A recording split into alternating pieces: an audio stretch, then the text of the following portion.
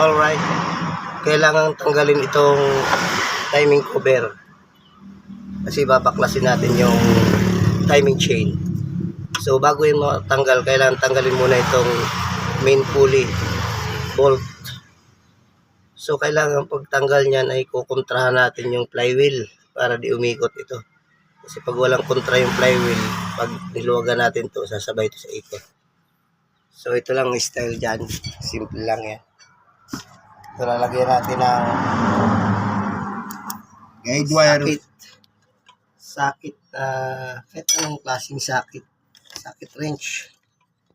Ayun. Ayan. Papakagat natin yung sakit wrench sa flywheel para al kontra. So pare, hawakan mo Okay. at bibirahin ko dun sa flywheel. Flywheel. Pulley. So, ayan.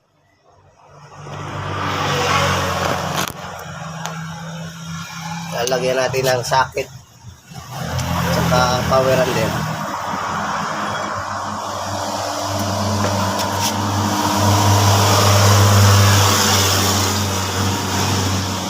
Okay.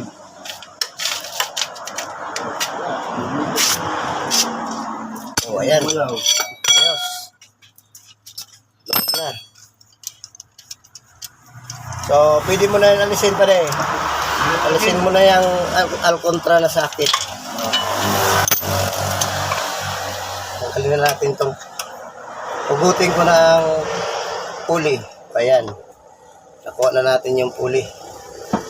So, ngayon, matatanggal na itong timing cover.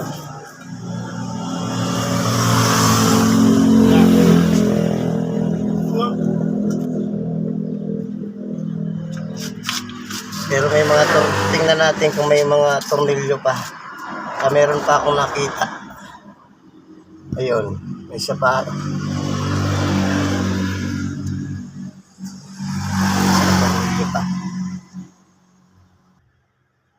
Tanggalin mo ito pare. Itong bracket sa engine support. Para matanggal natin yung timing cover. At tanggalin natin itong engine support. Bali, 1, 2, 3, 4, 5 bolt.